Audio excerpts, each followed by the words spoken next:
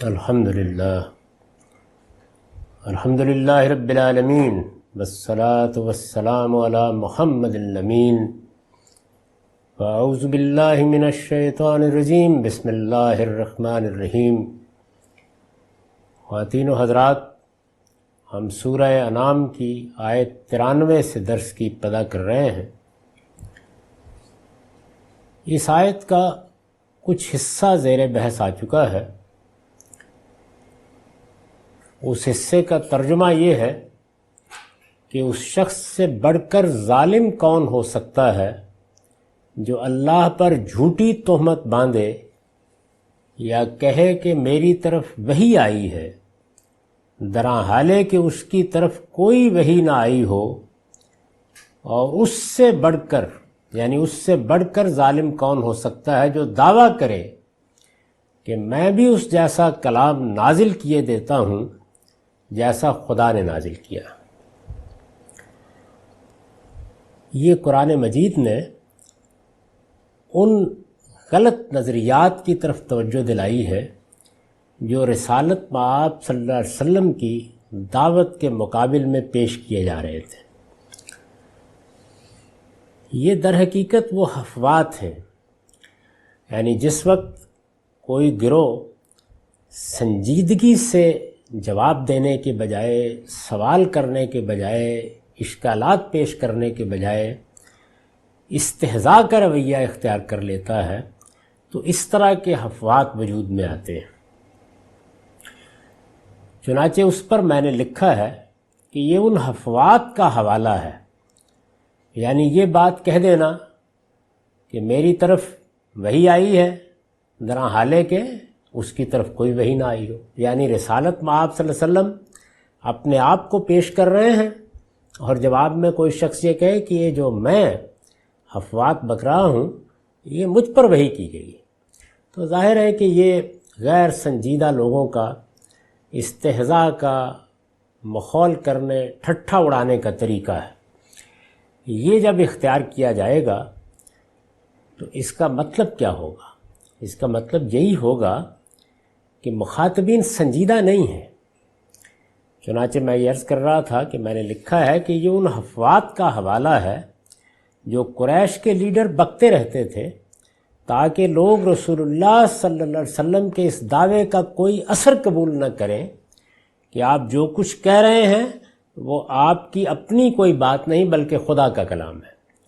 یعنی گویا وہ یہ تاثر دیتے تھے کہ آپ اگر اپنی بات کو خدا کا کلام کہہ کے پیش کر رہے ہیں تو لیجئے ہم بھی پیش کیے دیتے ہیں،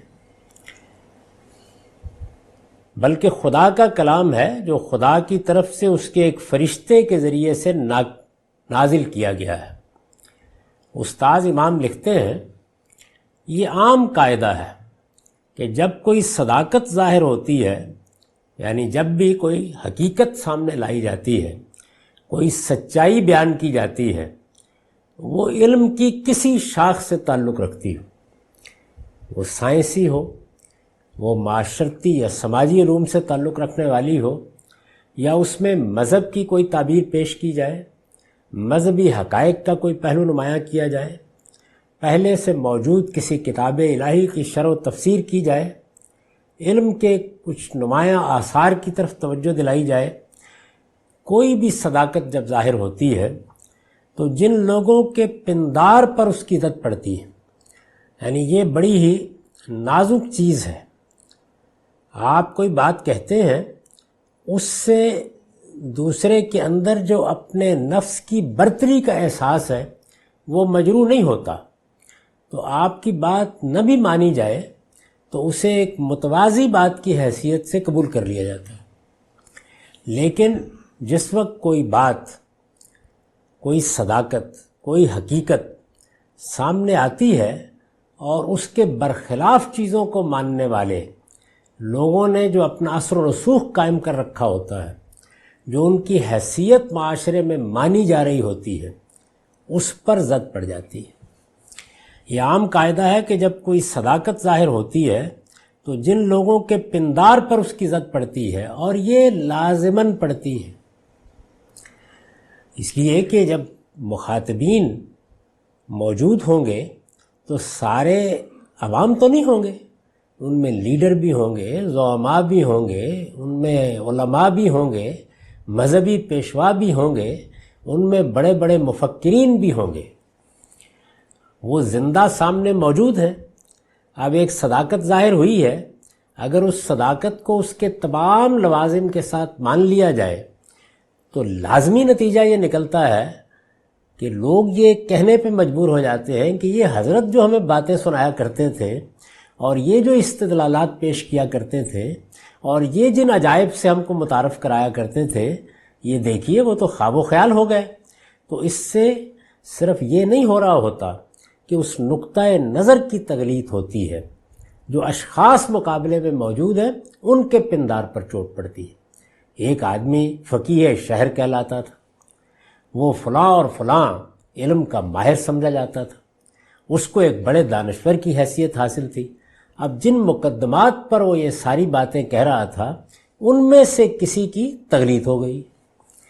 یعنی ایک شخص اگر لوگوں کو روزانہ یہ بتاتا ہو کہ جب پورا عالم اس زمین کے گرد گھومتا ہے جو کائنات کا مرکز ہے، تو اندازہ کیجئے کہ اس سے اس کی کیا حیثیت بنتی ہے، اور اس پر ایک پورا فلسفہ بیان کر رہا ہو اور اس کو ایک بڑے فلسفی اور مفکر کی حیثیت سے لوگ سن رہے ہوں، مان رہے ہوں، اور کوئی شخص آ کے صداقت کا اظہار کر دے کہ سارا عالم اس زمین کے گرد نہیں گھوم رہا، یہ خود اس پورے عالم میں ایک نظام شمسی کا حصہ ہے اور اس میں آفتاب کے گرد گھوم رہی ہے، تو اندازہ کیجئے کہ کس کس کے پندار پر کیا چوٹ پڑے گی۔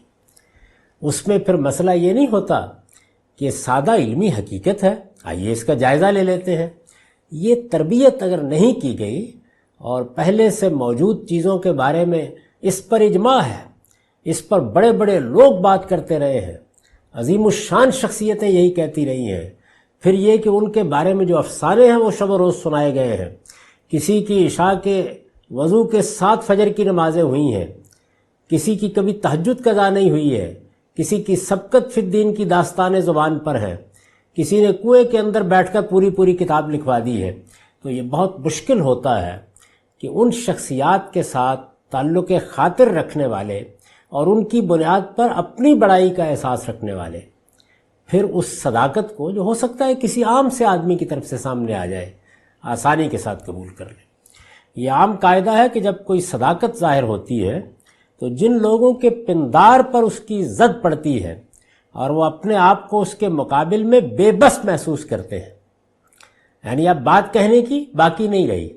صداقت اصل میں انتہائی سادہ چیز ہوتی ہے، یعنی ایسے لگتا ہے کہ جیسے بے شمار پیچیدگیوں سے نکال کر کسی شخص نے ہمیں سیدھے راستے پر کھڑا کر دیا ہے۔ اسی لیے آپ اگر غور کیجئے تو پیچیدہ راستوں کی اپنی ایک لذت ہوتی ہے۔ ایک آدمی آپ کو کہتا ہے ادھر سے نکلیے، ادھر سے جائیے، یہ دیکھیے کیا بھول بھلائیاں ہیں، اور اس میں توحید کی دعوت کوئی لے کر کھڑا ہو جائے تو وہ کیا ہے؟ صراط مستقیم، تو ایک سیدھی راہ، یہ سیدھی راہ، یہ سیدھا راستہ چونکہ ایک سادہ حقیقت کے طور پر سامنے آتا ہے، تو پہلے پہل اس کا مذاق اڑانے کے لیے یہی تعبیر بھی اختیار کی جاتی ہے کہ یہ کیا بات ہوئی، نہ وہ فلسفہ، نہ وہ حکمت، نہ وہ پیچیدگی، نہ ان پیچیدگیوں کا احساس جن میں ہم پڑے ہوئے تھے، اس لیے کہ ان سے محبت ہو چکی ہوتی ہے، درا حالے کہ ان میں صداقت کا عنصر نہیں ہوتا۔ تو صداقت سادگی سے سامنے آتی ہے، اور چونکہ انتہائی سادگی سے سامنے آتی ہے اس وجہ سے مخاطبین کو بے بس بھی کر دیتی ہے۔ وہ جب بے بس محسوس کرتے ہیں تو اسی طرح کی دھونس سے وہ اپنا بھرم قائم رکھنے کی کوشش کرتے ہیں۔ یعنی یہ جو اوپر کہا ہے نا کہ ادھر رسالت مآب صلی اللہ علیہ وسلم نے بات کہی اور ادھر مقابلے میں یہ کہہ دیا کہ یہ جو ہم فرما رہے ہیں یہ بھی آسمان کی وحی ہے، چلیے ہم بھی دعویٰ کیے دیتے ہیں، یا اور اس طرح کی کوئی بات کہہ دی، تو یہ افواہات ہیں۔ وہ اپنا بھرم قائم رکھنے کی کوشش کرتے ہیں تاکہ ان کے دام فریب میں پھنسے ہوئے عوام ان کی صلاحیتوں سے مایوس ہو کر اس صداقت کو اختیار نہ کر لیں۔ یعنی ظاہر ہے کہ جب ایک معاملے میں یا دو معاملات میں یہ اندازہ ہو جاتا ہے لوگوں کو کہ جن کو ہم بڑی چیز سمجھتے تھے، یہ دیکھیے وہ تو ایسی احمقانہ باتیں کہتے رہے ہیں، تو پھر اندیشہ ہوتا ہے کہ وہ باقی باتوں کو بھی سننے سے انکار کر دیں گے اور جس کی ایک دو باتوں کی سچائی نے ان کو متاثر کیا ہے اس کی باقی باتوں کی طرف بھی متوجہ ہو جائیں گے۔ لیکن اس قسم کی نمائشی اور ادعائی شاہ زوری، یعنی اس موقع پر جو یہ انداز اختیار کیا جاتا ہے تضحیک کا، استہزاء کا، تحقیر کا، یہ جو انداز ہے یہ نمائشی اور ادعائی شاہ زوری اصل حقیقت کے مقابل میں کیا کام دے سکتی؟ یعنی آپ دعویٰ کر رہے ہیں، ادعا کر رہے ہیں ایک چیز کا، اور اسی چیز کو اپنا زور، اپنا کمال سمجھ رہے ہیں، تو اصل حقیقت کے مقابل میں یہ کیا کام دے سکتی ہے اور کتنے دن کام دے سکتی ہے؟ بالآخر ان زبان کے سورماؤں کو میدان چھوڑ کے بھاگنا پڑتا ہے۔ یعنی آخر کار اگر وہی اسلوب اختیار کر لیا جائے جو قرآن نے اختیار کیا، جو داعی حق محمد الرسول اللہ صلی اللہ علیہ وسلم نے اختیار کیا کہ اعلیٰ اخلاق پر قائم رہیے، اپنی بات استدلال کے ساتھ بیان کیجیے، دوسرے کے اوپر کبھی حملہ آور ہونے کی کوشش نہ کیجیے، کبھی ذاتیات پر اترنے کی جسارت نہ کیجیے، جس طرح کے بات کہنی ہے خالص علم کی زبان میں استدلال کے ساتھ اپنی بات کہتے رہیے، تو جلد یا بدیر اس طرح کے سورما میدان چھوڑ دیتے ہیں۔ تو اب ارشاد فرمایا ہے کہ وَمَنْ قَالَ سَأُنزِلُ مِثْلَ مَا أَنزَلَ اللَّهُ، یعنی یہ دعویٰ کرے کہ میں بھی اس جیسا کلام نازل کیے دیتا ہوں جیسا خدا نے نازل کیا ہے۔ یعنی کبھی یہ کہے کہ مجھ پر بھی وحی آ گئی ہے جیسے آپ پر آئی ہے، اور کبھی کہے کہ یہ دیکھیے آپ فرمائیے، ہم بھی کسی کو پیغمبر بنا کے وہی کام کر ڈال دیں جو آپ فرما رہے ہیں کہ آپ کے پروردگار نے کیا ہے۔ ظاہر ہے کہ یہ محض افوات ہیں، اور جس طرح کہ میں نے استاد امام کے حوالے سے بتایا کہ یہ افوات اچھے بھلے لوگوں سے کب صادر ہوتے ہیں؟ یہ اس وقت صادر ہوتے ہیں جب ان کے پندار پر چوٹ پڑتی ہے۔ تو ارشاد ہوا وَلَوْ تَرَىٰ إِذِ الظَّالِمُونَ فِي غَمَرَاتِ الْمَوْتِ وَالْمَلَائِكَةُ بَاسِطُو أَيْدِيهِمْ أَخْرِجُوا أَنفُسَكُمْ الْيَوْمَ تُجْزَوْنَ عَذَابَ الْهُونِ بِمَا كُنْتُمْ تَقُولُونَ عَلَى اللَّهِ غَيْرَ الْحَقِّ وَكُنْتُمْ عَنْ آيَاتِهِ تَسْتَكْبِرُونَ۔ اب ظاہر ہے کہ یہ اب مجھے یا آپ کو تو جواب نہیں دینا، عالم کا پروردگار جواب دے رہا ہے ان افوات کا۔ تو ارشاد فرمایا اور کبھی تم دیکھتے جب یہ ظالم، یعنی اس وقت تو ان کی زبان پر یہ افوات ہیں، لیکن کبھی تم دیکھتے جب یہ ظالم موت کی بے ہوشیوں میں ہوں گے، فی غمرات الموت، اور فرشتے ہاتھ بڑھائے ہوئے مطالبہ کر رہے ہوں گے، اخرجوا انفسکم، لاؤ اپنی جانیں حوالے کر دو، الیوم تجزون عذاب الہون بما کنتم تقولون علی اللہ غیر الحق، آج تمہارے اس جرم کی پاداش میں تمہیں ذلت کا عذاب دیا جائے گا کہ تم اللہ پر ناحق تہمت باندھتے تھے، وَكُنْتُمْ مَنْ آیَاتِهِ تَسْتَكْبِرُونَ، اور اس کی آیتوں سے متکبرانہ اعراض کرتے تھے۔ یعنی پھر یہ کہا جائے، اس وقت تو یہ افوات ان کی زبان پر ہیں، اس طرح استہزاء کر رہے ہیں، اس طرح مذاق اڑا رہے ہیں، اس طرح پیغمبر کا ٹھٹھا اڑا رہے ہیں، لیکن ان کو اندازہ نہیں ہے کہ نتیجہ کیا نکلنے والا ہے، ایک دن کہاں کھڑے ہوں گے، وہاں واسطہ کس ہستی سے ہوگا۔ فرمایا اور کبھی تم دیکھتے، اس پر البیان کا نوٹ ہے، یہ شرط ہے اور آگے اسی کا بیان ہے۔ اس کا جواب اس لیے حذف کر دیا ہے کہ جس ہولناکی کو چشم تصور کے سامنے لانا پیش نظر ہے وہ الفاظ کی گرفت میں نہیں آ سکتی تھی۔ یعنی یہ کہا کہ اور اگر کبھی تم دیکھتے، اور کبھی تم دیکھتے، اب کیا دیکھتے وہ تو بیان کر دیا، پھر ہوگا کیا اس کو حذف کر دیا، اس لیے کہ وہ ہولناکی جو ہے وہ الفاظ کے سانچے میں ڈھالی نہیں جا سکتی۔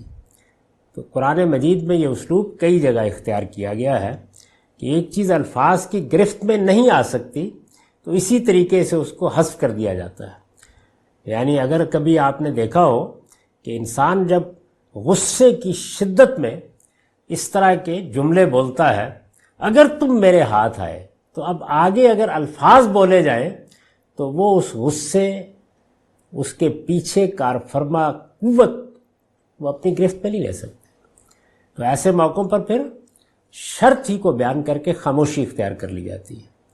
اس سے مخاطبین خود سمجھ لیتے ہیں کہ متکلم کیا کہنا چاہتا ہے، اور وہ بات کے جو شاید بیان کی جاتی تو ایک پیراگراف میں بھی بیان نہ ہوتی، وہ محض خاموشی کے ایک لمحے میں بیان ہو جاتی ہے. تو جب الفاظ کسی چیز کو اپنی گرفت میں لینے سے قاصر رہ رہے ہوں تو اس میں یہ اسالیب اختیار کیے جاتے ہیں.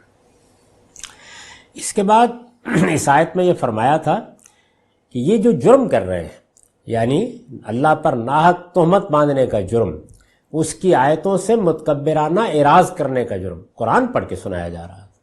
اللہ کی آیت رسالت میں آپ صلی اللہ علیہ وسلم پیش کر رہے تھے. یہ یوں نہیں تھا کہ کسی غار سے نکل کر کوئی آدمی یہ بتا رہا ہے کہ میں نے ایک فلسفہ تراشا ہے، میرے اوپر ایک بات واضح ہوئی ہے، میں نے اس دنیا کا اور اس کے علوم کا تجزیہ کرنے کے بعد یہ نتیجہ نکالا ہے. جو بات کہی جا رہی تھی وہ عالم کے پروردگار کی طرف سے کہی جا رہی تھی، اور یہ بتایا جا رہا تھا کہ یہ اس کے اپنے الفاظ ہیں، یہ اس کا کلام ہے جو مجھ پر نازل ہوا ہے. تو ظاہر ہے کہ اس کے مقابل میں یہ افواہات تھیں، اس کے مقابل میں یہ پندار تھا، اور اس کے مقابل میں یہ تکبر تھا.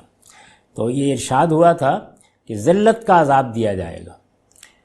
اس پر میں نے لکھا ہے ذلت کا عذاب اس لیے کہ ان متمردین نے خدا اور اس کے رسول کے مقابلے میں سرکشی اور تکبر کا رویہ اختیار کیا تھا. تو اس سے گویا یہ واضح کرنا مقصود ہے کہ یہ جو ذلت کا عذاب، شدید عذاب، دردناک عذاب کی تعبیریں ہیں، ان کے مقابل میں جو جرم ہے وہ عام جرم نہیں ہے. اس میں اللہ تعالیٰ کے ہاں بہت عفو و درگزر ہے. یعنی بندہ اس پر سچا اعتماد رکھتا ہے، اللہ سے سچی محبت رکھتا ہے، اپنے عجز کا اعتراف کرتا ہے، اس قادر مطلق کے مقابلے میں عاجز مطلق کی جگہ پر کھڑا ہے. غلطی ہو گئی ہے، کوتاہی ہو گئی ہے، جذبات کا غلبہ ہو گیا ہے، خواہشوں سے مغلوب ہو کر کوئی بات کر بیٹھا ہے، وہ ایک بالکل مختلف رویہ ہے. اس میں عفو و درگزر ہی درگزر ہے. اس میں تو یہ صدا ہے کہ لا تقنطوا من رحمت اللہ، اللہ کی رحمت سے کبھی مایوس نہ ہو. اس میں تو دامن رحمت کی وسعتیں مشرق و مغرب تک پھیلی ہوئی ہیں. لیکن اس کے مقابل میں اگر تکبر ہے، حقیقت کو جاننے کے باوجود استہزاء ہے، اگر مخاطبین کے مقابلے میں اس طرح کی انانیت کا اظہار ہے معاف کیجیے گا، تو پھر یہ ناقابل معافی جرم ہے. یہ قرآن مجید میں جو سخت عذاب کی تصویریں ہیں یا اس کی وعید ہے، یا جس طرح یہاں کہا ہے کہ عذاب الہون، ذلت کا عذاب، یہ مقابل میں کس جرم کا ذکر کر رہا ہے؟ استکبار کا جرم. یعنی حقیقت واضح ہو گئی، بات سمجھ میں آ گئی، لیکن چونکہ پندار پر چوٹ پڑ رہی ہے، چونکہ بنا بنایا سب کچھ غارت ہو رہا ہے، جو حیثیت بنائی تھی، ایک فقیہ تھا، ایک عالم تھا، ایک دانشور تھا، ایک پروہت تھا، ایک پوپ تھا، اس کی غلطی واضح ہو رہی ہے، تو ظاہر ہے کہ پندار پر چوٹ پڑتی ہے. اس موقع پر جو رویہ سامنے آتا ہے، یہ رویہ خدا کے ہاں ناقابل معافی.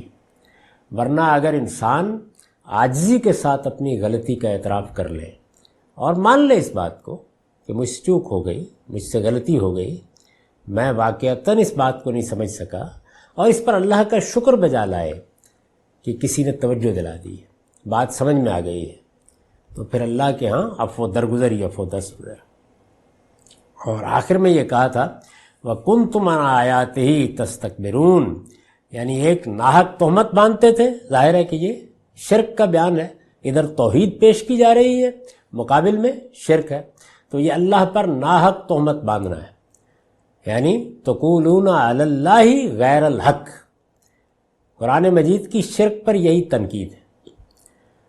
اس کائنات کا مطالعہ، اس کا تجزیہ، اس کا انیلسس، اور خود اس میں مخلوقات کا تجزیہ انسان کو لازماً اس نتیجے پر پہنچا دیتا ہے کہ جو ایک غیر معمولی ذہانت، جو غیر معمولی ریاضی، جو غیر معمولی قوانین اور جو ڈیزائن اس کے اندر پایا جاتا ہے، انٹیلیجنٹ ڈیزائن، جو حکمت اس میں موجود ہے، یہ کسی حکیم کے بغیر، کسی علیم ہستی کے بغیر یہ وجود میں نہیں آ سکتی۔ یہ ایک ایسی چیز ہے جس کا کوئی شخص تصور بھی نہیں کر سکتا کہ انکار کیا جا سکتا ہے۔ اس وجہ سے اللہ کا بیان، اللہ پر ایمان یا اللہ پر ایمان سے انکار، یہ وہ چیز ہے کہ جو استدلال کا تقاضا کرتی ہے، اور جس میں کوئی شخص گفتگو کر سکتا ہے، کہہ سکتا ہے کہ میرے پاس ماننے کے یہ دلائل ہیں، یا وہ کہہ سکتا ہے کہ نہ ماننے کے بارے میں میرے شکوک کی بنیاد یہ ہے، یہ کہہ سکتا ہے۔ لیکن شرک ناحق تہمت ہے، اس لیے کہ یہاں آپ اپنے کسی تردد کا اظہار نہیں کر رہے، کسی موجود کا اس کے عقلی نتیجے کو نہ سمجھنے کی وجہ سے انکار نہیں کر رہے، یہاں آپ اپنی طرف سے ایک دعویٰ کر رہے ہیں، آپ بیان کر رہے ہیں کہ خدا نے فلاں کو یہ حیثیت دی ہے، فلاں کو اپنا اوتار بنایا ہے، فلاں کو یہ تاج پہنایا ہے، فلاں کو یہ اختیارات دیے ہیں، یہ کہہ رہے ہیں۔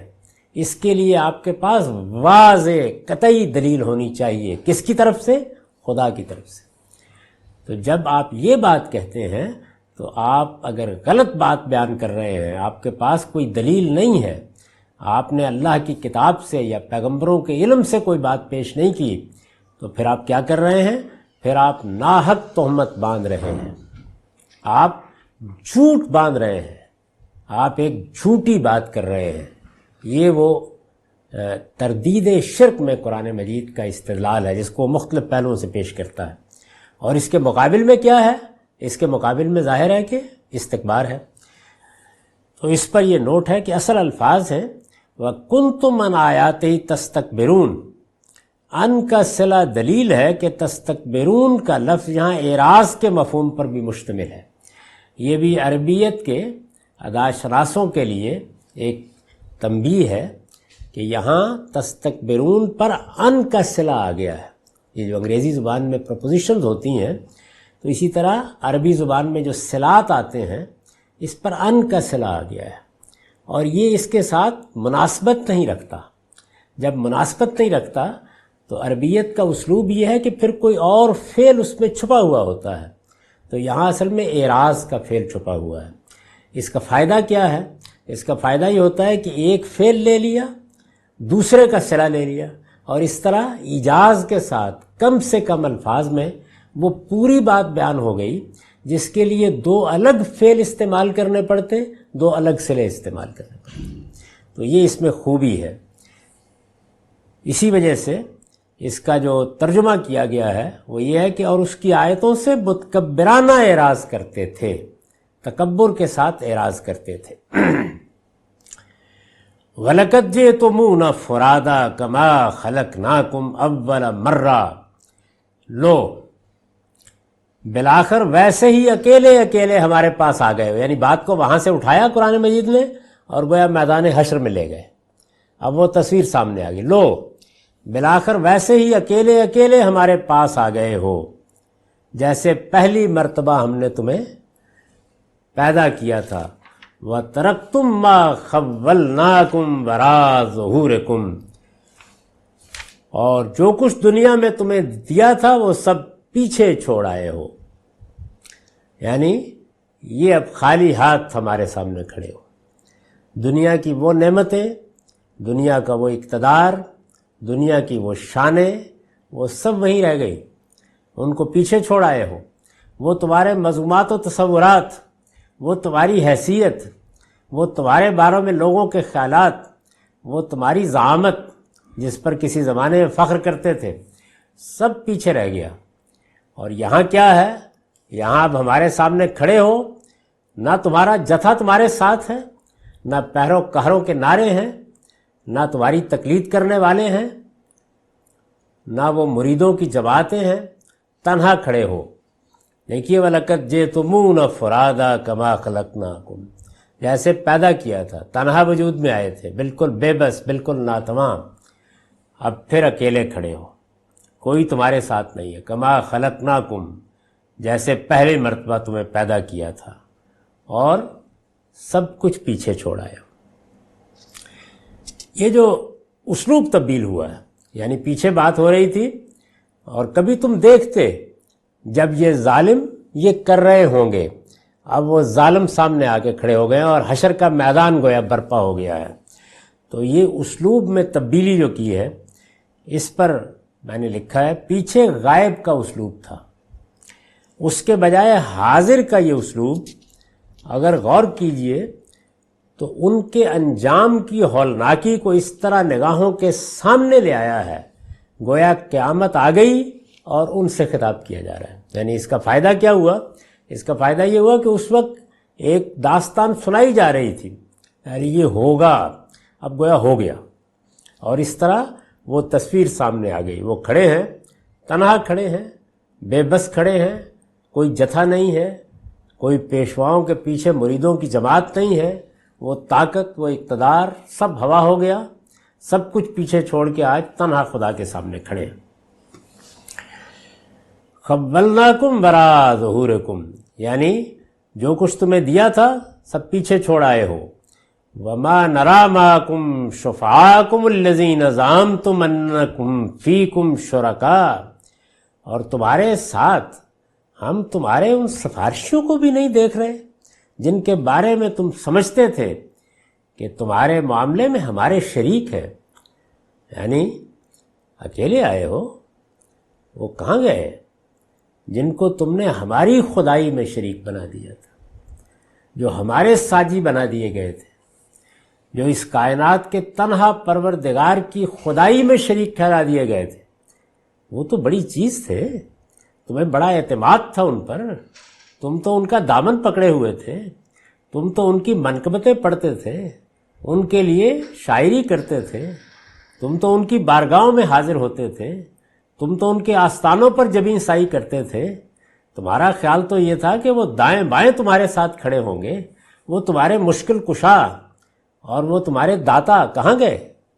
ہم دیکھ نہیں رہے، تمہارے گرد و پیش میں وہ سفارشی کہیں نظر نہیں آ رہے، تمہارے وہ شرکا کہیں نہیں ہے، وہ جن کی طاقت، جن کے اقتدار، جن کے خدا کی طرف سے اختیارات کے قصے سناتے تھے، رات رات بھر مجلسیں گرم کرتے تھے، کہاں گئے؟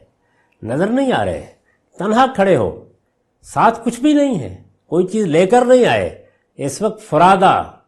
ارشاد ہوا لقد تقطع بینکم، تمہارے سب رشتے ٹوٹ گئے، کچھ بھی باقی نہیں رہا۔ یعنی بڑے تعلقات تھے وہاں، کوئی پیر بھائی تھا، کوئی راہ کا مسافر تھا، کوئی جماعت کا ساتھی تھا۔ اس موقع کے اوپر تو یہ جو مجالس تھیں، ان مجالس میں تمہارے تعلقات و روابط تھے، اور پھر اس کے ساتھ وہ قبیلے، وہ خاندان، وہ جن کے بلبوتے کے اوپر تم اکڑتے تھے، وہ سب کدھر گئے؟ سب رشتے ٹوٹ گئے۔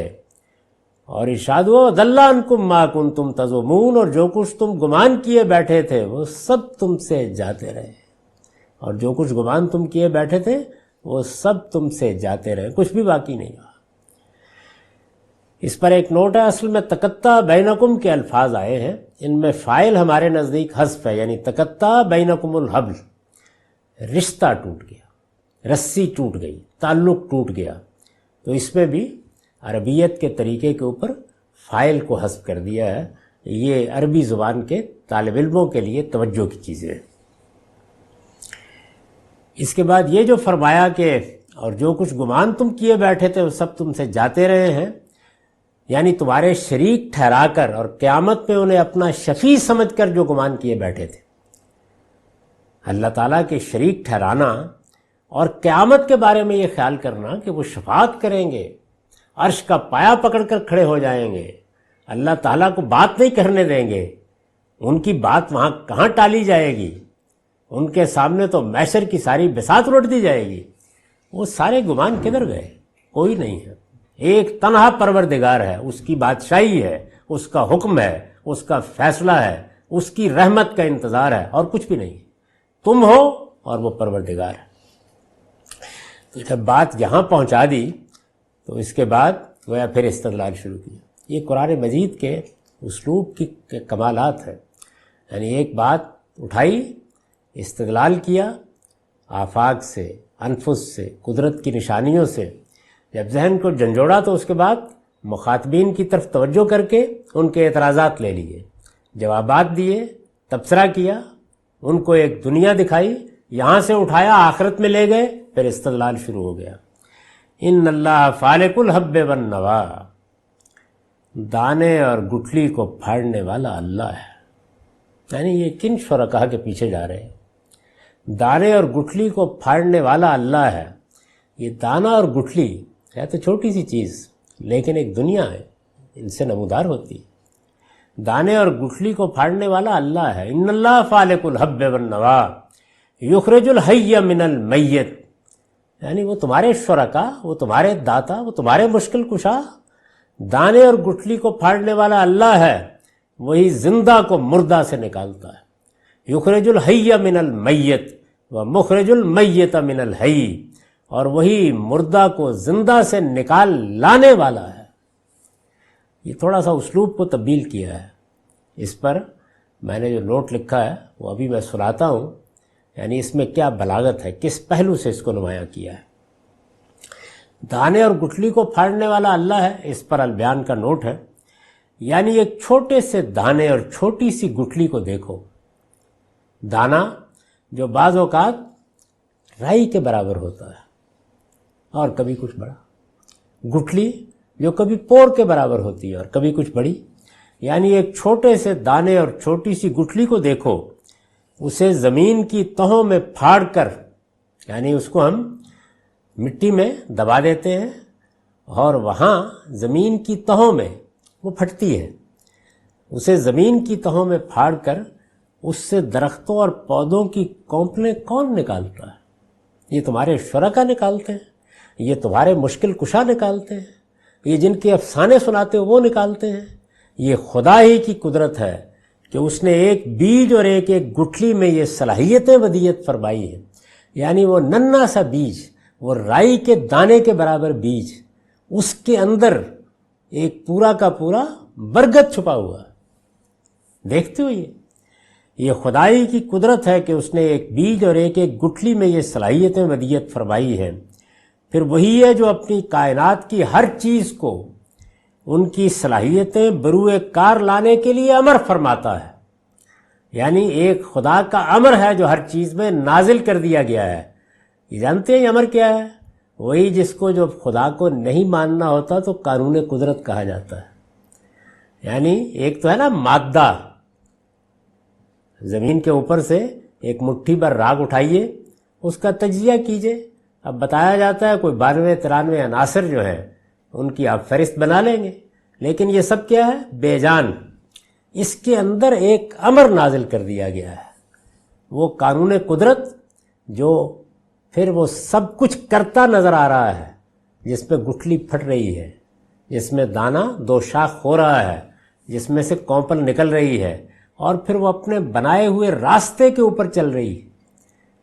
اپنے بنائے ہوئے راستے کے اوپر چل، قدر فہدا، اس کے لیے جو اندازہ مقرر کر دیا گیا ہے، جو راستہ طے کر دیا گیا ہے کوئی جو اس سے اس کو ہٹا سکے؟ چل رہی ہے اس کے اوپر. پھر وہی ہے جو اپنی کائنات کی ہر چیز کو ان کی صلاحیتیں بروئے کار لانے کے لیے امر فرماتا ہے. چنانچہ یہ بیان کیا ہے قرآن مجید میں کہ خدا پر سچے ایمان کے لیے دو چیزوں کا ماننا ضروری ہے. ایک یہ کہ الا لہ الخلق، اس کی تخلیق میں کوئی اس کا ساجی نہیں ہے، اور وَلَهُ الْأَمْرُ، اور یہ امر بھی اسی کا ہے. یعنی صرف یہ نہیں کہ اس نے مادے کو وجود بخش دیا ہے، بلکہ اس کے اندر یہ امر بھی ودیت کر دیا ہے جس سے وہ صلاحیتیں ایک خاص قانون کے مطابق نمایاں ہوتی چلی جاتی ہیں. یعنی صرف اتنا نہیں ہے کہ وہ بے جان مادے ہیں کہ جن کے باہم ملنے سے وہ بیضا وجود میں آتا ہے اور وہ نطفہ وجود میں آتا ہے، جن کے ملاپ سے زندگی شروع ہوتی ہے. ان کے اندر ان کے ملاپ کے ساتھ ہی وہ امر بھی آ جاتا ہے، آپ سے آپ آتا ہے. تم نہیں جانتے کب آتا ہے، کہ جو ان کو کہتا ہے کہ اب جیتے جاگتے انسان کو تخلیق کر دو. تو یہ جو امر ہے جس کو ہم اپنی حقیقت کہ اندھے پن کا مظاہرہ کرنے کے لیے قانون قدرت کہہ کے آگے بڑھ جاتے ہیں. بھائی یہ کیا چیز ہے، یہ دیکھو کہ اس میں کیا علم ہے، کیا حکمت ہے، کیا ڈیزائن ہے، کیا ریاضی ہے، کیا اوکلیدس ہے، تجزیہ کر سکتے ہو اس کا؟ یہ تم کیا کرتے ہو؟ یعنی مادے کی اجزاء، یہ سبزی، یہ گوشت، یہی ہے، یہی مٹی پانی سے بنی ہوئی چیزیں ایک فیکٹری میں اپنے سامنے ڈالتے ہو، اس کے افسردے سے یہ سب بن جاتا ہے، اور پھر اس کے اندر سے جیتا جاگتا تمہارے سامنے انسان آ جاتا ہے، افلاطون اور ارسطو بن جاتے ہیں. تو یہ امر الہی ہے، قرآن اس کو امر سے تعبیر کرتا ہے، امر الہی ہے. ان سب چیزوں میں کیا اس کے سوا کسی اور کا تصرف دیکھتے ہو؟ یعنی نظر آ گیا ہے کہ اس قانون قدرت کا کوئی اور منبع ہے، یہ کہیں اور سے صادر ہو رہا ہے. تمہاری ساری سائنس، تمہاری ساری تحقیق قانون قدرت پر کھڑی ہو گئی ہے نا. لیکن قانون قدرت کیا آپ اپنا خالق ہے؟ کسی اور کا تصرف اس میں دیکھتے ہو؟ ہرگز نہیں. تم بھی جانتے ہو کہ تنہا اللہ ہے جو دانے اور گٹھلی سے لے کر پوری کائنات پر بلا شرکت غیر حکومت کر رہا ہے. یعنی ایک ہی ہستی کا تصور آتا ہے. اللہ تو ایک نام ہے نا. عربوں کے ہاں یہ چونکہ نام مستعمل تھا، قرآن نے اسی کو اختیار کر لیا. عبرانی میں ایل تھا، اسی کو اختیار کر لیا. فارسی میں قرآن نازل ہوتا تو خدا تھا، اسی کو اختیار کر لیا جاتا. چنانچہ یہ واضح بھی کر دیا ہے کہ اچھا نام ہے اگر اور تم نے رکھ لیا ہے میرے لیے تو بس مجھے قبول ہے ہونا. تنہا اللہ ہے جو دانے اور گٹھلی سے لے کر پوری کائنات پر بلا شرکت غیر حکومت کر رہا ہے. یعنی وہی تنہا ہے کہ جس نے خلق کیا ہے، وجود بخشا ہے، اور وہی تنہا ہے کہ جس کا امر کار فرما ہے. اس میں کسی دوسرے کو اگر ادنا اختیار بھی ہوتا اس میں کسی دوسرے کو اگر ادنا اختیار بھی ہوتا تو ان میں سے کوئی چیز نہ وجود پذیر ہو سکتی تھی اور نہ بروئے کار آ سکتی تھی. کیونکہ جب دو اختیارات باہم عمل کریں گے تو لازماً متصادم ہو جائیں گے. ہم اس سے مختلف کسی چیز سے واقف نہیں. چنانچہ لازماً یہ ہو جاتا. تو ارشاد فرمایا کہ ایک ہی قانون زمین سے آسمان کی وسعتوں تک، اور اب تم نے نوری سالوں کے فاصلے دریافت کر لیے، وہاں تک تمہارا ضمیر گواہی دے رہا ہے ایک ہی قانون کار فرما ہے. اس لیے کہ ایک ہی اللہ ہے جس کا امر اس پوری کائنات میں کار فرما ہے. ان اللہ فالق الحب والنبا، دانے اور گٹھلی کو پھاڑنے والا اللہ ہے. یخرج الحی من المیت و مخرج المیت من الحی، وہی زندہ کو مردہ سے نکالتا ہے اور وہی مردہ کو زندہ سے نکالنے والا ہے. یعنی وہاں نکالتا ہے فعل استعمال کیا ہے، یہاں نکالنے والا ہے، یہاں اس میں صفت استعمال کیا ہے. مردے سے زندے کو نکالنے کے لیے فعل استعمال ہوا ہے. یہ نوٹ ہے اس پر. اس سے مقصود تصویر حال ہے. کیوں استعمال کیا ہے؟ اس سے مقصود تصویر حال ہے، یعنی تاکہ جس وقت یہ عمل ہو رہا ہے تو ہمارے سامنے اس کی تصویر آ جائے. لیکن زندہ سے مردہ کو نکالنے کے لیے فاعل کا صیغہ استعمال فرمایا ہے. یعنی وہاں کیا استعمال کیا ہے؟ فعل. تو مقصود یہ ہے کہ یہ دیکھو جیسے کسی کو متوجہ کیا جا رہا ہے، وہی زندہ کو مردہ سے نکالتا ہے. لیکن مردہ کو زندہ سے نکالنے کے لیے نکالتا نہیں کہا، نکالنے والا ہے. لیکن زندہ سے مردہ کو نکالنے کے لیے فاعل کا صیغہ استعمال فرمایا ہے، جس میں عزم اور فیصلے کا مفہوم بھی شامل ہو گیا.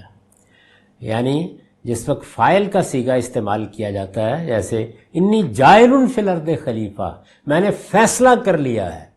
اگر صرف تنہا فعل استعمال کیا جائے تو محض واقعے کا بیان ہوگا یا ارادے کا بیان ہوگا معاف کیجیے. لیکن اس میں عزم اور فیصلے کا مفہوم بھی شامل ہو گیا ہے. مدعا یہ ہے کہ کوئی چاہے یا نہ چاہے خدا زندگی کو موت میں تبدیل کر دیتا ہے. یعنی جس وقت زندہ کو مردہ سے نکالنے کا عمل ہو رہا ہوتا ہے تو کون نہیں چاہے گا. لیکن جس وقت وہ موت دے رہا ہوتا ہے، یعنی جس وقت مردے کو نکال رہا ہوتا ہے، زندگی کو ختم کر رہا ہوتا ہے، تو پھر تو ہر ایک مزاحمت کرے گا نا. یعنی اگر بس میں ہو مرنے والا بھی کرے، پاس کھڑے ہوئے لوگ بھی کریں. اور اس وقت اگر یہ خبر لوگوں کو پہنچا دی جائے، عالمی سطح پر پہنچا دی جائے کہ ایک ایسا طریقہ دریافت ہو گیا ہے کہ تم اپنے کسی عزیز کو، اپنے کسی محبوب کو جانے سے روک سکتے ہو، جانتے ہیں کیا ہوگا؟ سارے کام بند ہو جائیں گے۔ وہی تنہا خبر ہوگی جو دنیا کے ہر اخبار کی شہ سرخی ہوگی، سارے نیٹ ورک اسی کو نشر کر رہے ہوں گے، اور سارے انسان بےتاب ہو کر اسی کا نتیجہ دیکھنے کے لیے بھاگ کھڑے ہوں گے، اور ہر ایک چاہے گا کہ وہ کر گزرے۔ اب کوئی بھی نہیں کرتا، اس لیے کہ ہر ایک کو معلوم ہے کہ اس کا کوئی امکان نہیں ہے۔ مدعا یہ ہے کہ کوئی چاہے یا نہ چاہے، خدا زندگی کو موت میں تبدیل کر دیتا ہے، یعنی چاہے یا نہ چاہے، یعنی ہزار چاہے اس کے باوجود بھی اس کا یہ قانون ایسا اٹل ہے کہ زندگی حاصل ہو جانے کے بعد کسی جاندار کو زندگی سے بڑھ کر کوئی چیز محبوب نہیں ہوتی۔ زندگی جب حاصل ہو جاتی ہے تو سب سے بڑی چیز کیا ہے؟ زندگی۔ اگر آپ دیکھیے کہ انسان کے حقوق کی جو دستاویزات تیار کیے جاتی ہیں ان میں پہلا لفظ کیا ہوتا ہے؟ یعنی جان کی حفاظت کا حق۔ انسان سب سے بڑھ کر اسی کو محبوب سمجھتے ہیں۔ رسالت مآب صلی اللہ علیہ وسلم نے جب خطبہ حجۃ الوداع میں انسانی حقوق سے متعلق وہ بنیادی جملہ، وہ لافانی جملہ ارشاد فرمایا ہے کہ تمہاری جانیں، تمہارے مال اور تمہاری آبرو ہیں، تو آپ دیکھیے کہ اس میں بھی یہی ترتیب۔ اس کا یہ قانون ایسا اٹل ہے کہ زندگی حاصل ہو جانے کے بعد کسی جاندار کو زندگی سے بڑھ کر کوئی چیز محبوب نہیں ہوتی، مگر خدا کا فیصلہ نافذ ہو کے رہتا ہے، اور وہ اپنی یہ محبوب ترین چیز بھی اس کے حوالے کر دینے کے لیے مجبور ہو جاتا ہے۔ یعنی اس موقع کے اوپر جس کی جان ہے وہ بھی چاہے یا نہ چاہے حوالے کر دینے کے لیے مجبور ہو جاتا ہے۔ موت اور زندگی کا یہ قانون جس حقیقت کی طرف متوجہ کرتا ہے، یعنی یہ ظاہر ہے کہ یہ روز ہو رہا ہے، ہم ہر روز دیکھتے ہیں، ہر روز دیکھتے ہیں، ہر شہر میں سینکڑوں جنازے روزانہ اٹھتے ہیں، اور کبھی کبھی کیونکہ لوگ متوجہ نہیں ہوتے، محلے محلے میں قریب کے لوگوں کو پتہ چلتا ہے، شہر بھر متوجہ نہیں ہوتا، پوری بستیاں متوجہ نہیں ہوتی، عالمی سطح پر توجہ نہیں ہوتی۔ تو آپ نے دیکھا کہ وہ کبھی کبھی موت کو اس بڑے پیمانے پر واقع کر دیتا ہے کہ ساری دنیا متوجہ ہو جائے۔ مقصد کیا ہوتا ہے؟ یہی کہ لوگ دیکھیں کہ خاتمہ کہاں ہے، کہاں پہنچنے والے ہیں۔ موت اور زندگی کا یہ قانون جس حقیقت کی طرف متوجہ کرتا ہے، استاذ امام امین احسن اصلاحی نے اس کی وضاحت فرمائی ہے۔ وہ لکھتے ہیں، آم کی بے جان گٹھلی اور گیہوں کے بے جان دانے سے ہرا بھرا درخت اور لہلہاتا ہوا پودا پیدا ہو جاتا ہے، اور پھر اسی سرسبز و شاداب درخت اور لہلہاتے ہوئے پودے پر زردی، خشکی اور مردنی طاری ہونی شروع ہوتی ہے، یہاں تک کہ ایک دن وہ ختم ہو جاتا ہے۔ یہی مشاہدہ ہم انسانوں اور حیوانوں میں کرتے ہیں، یہاں تک کہ قوموں اور ملتوں کے اندر بھی موت اور زندگی، عروج اور زوال کی یہی داستان برابر دہرائی جا رہی ہے۔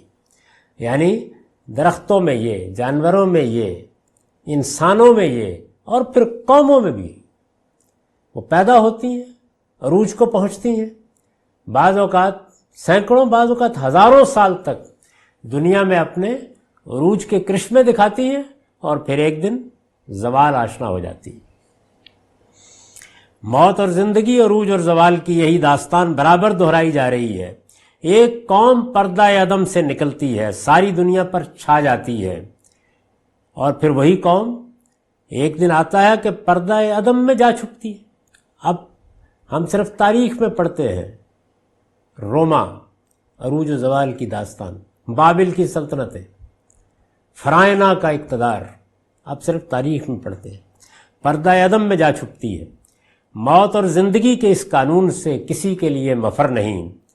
اگر خدا کے سوا کسی اور کا بھی اس کائنات میں مالکانہ و خود مختارانہ تصرف ہے، یعنی کسی اور کو بھی کوئی خود مختاری حاصل ہے، کوئی اور بھی کسی ایک گوشے ہی کا مالک ہے، تو کسی ایک گوشے ہی میں وہ اس قانون کو باطل کیوں نہیں کر دیتا؟ یعنی کسی کو اگر کوئی خدائی میں شریک ہے، اگر کوئی داتا ہے، اگر کوئی مشکل کشا ہے، تو کہیں تو اپنا تصرف دکھائے، اس قانون کو باطل کیوں نہیں کر دیتا؟ اور اگر خدا سرے سے ہے ہی نہیں، بلکہ یہ سب کچھ مجرد مادے یا کسی اندھی بحری طاقت کا بروز ہے۔ ایک نقطہ نظر یہ بھی ہے کوئی خدا نہیں ہے، یہ محض مادے اور کوئی اندھی بحری قانون کی طاقت ہے جس کا ظہور ہو رہا ہے۔ تو اس کا تقاضا تو یہ تھا کہ یہ بروز قائم و دائم رہے، نہ اس میں کبھی انقطاع ہو، نہ اس کے رخ میں کوئی تبدیلی واقع ہو، نہ اس پر کوئی تغیر طاری ہو۔ اگر یہ آپ سے آپ تھا تو پھر یہ قانون فنا کیا ہے جو اس کے اوپر طاری ہو گیا ہے؟ اگر یہ بروز آپ سے آپ ہو سکتا تھا تو آپ سے آپ اپنی موت کے پروانے پر دستخط کیسے کر دیتا ہے؟ کون ہے کہ جو اپنے آپ کو خود مارنے کے لیے تیار ہوتا ہے؟ تو اصل میں یہ قانون نہیں ہے، اس کے پیچھے اس قانون بنانے والے کا امر ہے، وہ فیصلہ کرتا ہے۔ تو اس سے ان چیزوں کا ظہور ہوتا ہے، ان کرشموں کا ظہور ہوتا ہے جن کو تم عجائب کی طرح دیکھتے ہو، اور اس کا امر ہوتا ہے تو یہ سب کچھ ختم ہو جاتا ہے۔ تو فرمایا کہ دانے اور گٹھلی کو پھاڑنے والا اللہ ہے، وہی زندہ کو مردہ سے نکالتا ہے اور وہی مردہ کو زندہ سے نکال لانے والا ہے۔ یہ ہے اللہ، ذالکم اللہ فانا توفکون۔ تو کہاں پھرے جاتے؟ یعنی اس پروردگار، اس قدرت اور اس شان کو دیکھنے کے بعد کبھی یہ کہتے ہو کہ یہ قدرت کا اندھا بہرا قانون ہے، آپ سے آپ چیزوں کو وجود پذیر کر رہا ہے، اور کبھی یہ کہتے ہو کہ اس میں فلاں کو یہ اقتدار حاصل ہے اور یہ اختیار حاصل ہے؟ یہ کیا ہے؟ کہاں پھرے جاتے؟ کیوں تمہارے باطن اور تمہارے ظاہر پر اس حقیقت کا انکشاف نہیں ہوتا کہ تم ایک مخلوق ہو اور وہ تمہارا تنہا خالق ہے، وہی زمین کا بادشاہ، وہی تنہا معبود، سارا خلق اسی کا اور سارا امر اسی کا؟ کہاں پھرے جاتے ہو؟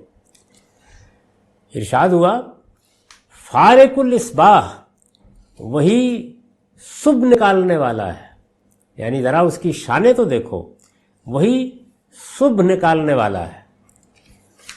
پیچھے بیان کیا تھا نا کہ دانے اور گٹھلی کو پھاڑنے والا ہے، وہی صبح نکالنے والا ہے۔ وَجَعَلَ اللَّيْلَ سَكْنًا وَالشَّمْسَ وَالْقَمَرَ حُسْبَانًا، رات کو سکون کی چیز اسی نے بنایا ہے اور سورج اور چاند ایک حساب سے رکھے ہیں۔ ذَلِكَ تَقْدِيرُ الْعَزِيزِ الْعَلِيمِ، یہ اسی زبردست قدرت اور علم رکھنے والے کے ٹھہرائے ہوئے اندازے ہیں۔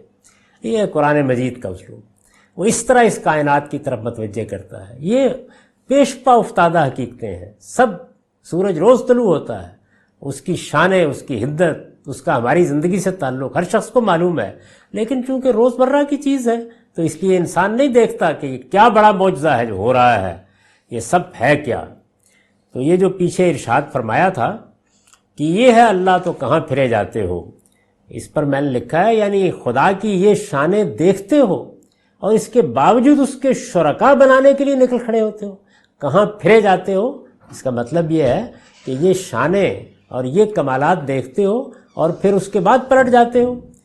اور پھر اس کے بعد جو یہ لکھا کہ یہ در حقیقت دانے اور گٹھلی پھاڑنے والا اللہ ہے، وہی صبح نکالنے والا ہے، یعنی جو زمین کے اندر دفن ہونے والے دانے اور گٹھلی کو پھاڑ کر درخت اور سبزہ پیدا کرتا ہے۔ زمین پر اس کی یہ شانیں دیکھی، اس کی شانیں آسمان میں بھی دیکھو، وہی پردہ شب کو چاک کر کے اس کے اندر سے صبح کو نمودار کرنے والا بھی ہے، وہی یہ بھی کرتا ہے۔ رات کو سکون کی چیز اسی نے بنایا ہے۔ جعل اللیل سکنا، اس پر روٹ ہے، اس سے یہ اشارہ خود بخود نکلا کہ رات انسان کے لیے راحت و سکون کا بستر اسی لیے بچھاتی ہے کہ اس کے بعد صبح ہونی ہے جس میں اسے معاش اور معیشت کی سرگرمیوں میں مصروف ہو جانا ہے۔ یعنی تمہارے اندر اگر آرام کی ضرورت اور اس کا تقاضا رکھا ہے تو دیکھو پوری کائنات اس مقصد کے لیے صبح اور رات کی گردش پیدا کر رہی ہے، یعنی وہ سکون کا وقت فراہم کرتی ہے جس میں تم سو سکو اور اپنی قوتیں بحال کر سکو، اور پھر وہ صبح جو تمہاری سرگرمیوں کا میدان تمہارے لیے کھولتی ہے۔ سورج اور چاند ایک حساب سے رکھے ہیں، یعنی ان کے لیے ایک ضابطہ اور ایک نظام الاوقات مقرر کیا ہے جس سے وہ آسمان میں ہوتے ہوئے زمین والوں کے لیے موسم پیدا کرتے اور دن، مہینے اور سال معین کرتے ہیں۔ یعنی وہ آسمان پر ہیں، کیا تعلق ہے ان کا ہمارے ساتھ؟ لاکھوں میل کے فاصلے، نوری سالوں کے فاصلے، اور وہ سب ہماری زمین پر مؤثر ہو رہے ہیں وہ ہمارے لیے موسم پیدا کر رہے ہیں اور ہمارے لیے حساب، راستے، وقت دیکھنے کے ذرائع بن گئے ہیں، یہ سب نظام الاوقات اسی کا مقرر کرتا ہے۔ یہ اسی زبردست قدرت اور علم رکھنے والے کے ٹھہرائے ہوئے اندازے ہیں۔ میں نے لکھا ہے جملہ اس طریقے سے آیا ہے گویا عقل سلیم کے ساتھ اس کائنات پر غور کرنے والے ہر دل کی صدا ہے جو بے اختیار زبان پر آ گئی ہے۔ یعنی جملہ اس موقع پر آیا ہے کہ وہ سب بات پیچھے ہو گئی تو گویا خود اس کائنات نے پکار کر کہہ دیا ہے، ہر انسان نے پکار کر کہہ دیا ہے کہ یہ اسی زبردست قدرت اور علم رکھنے والے کے ٹھہرائے ہوئے اندازے ہیں۔ ذالک تقدیر العزیز العلیم۔ اقول قولی ھذا واستغفر اللہ لی ولکم ولسائر المسلمین۔